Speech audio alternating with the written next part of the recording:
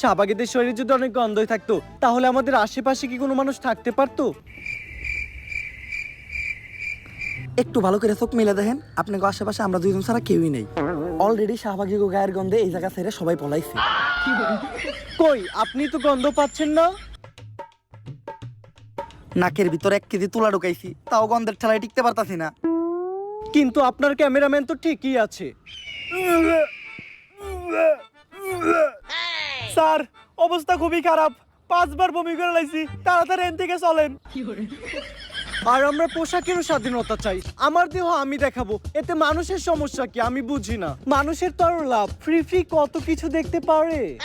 আসলে মানুষ চায় ডাস্টবিন বন্ধ থাকুক, কারণ ডাস্টবিনের ভিতরে হীরার উপর স্বর্ণ না, শুধু আবর্জনাই দেখা যাবে। আমি বুঝি না সবাই কেন শাহবাগীদের এত ছোট করে কথা বলে। আমরা শাহবাগীরা কি মানুষ না?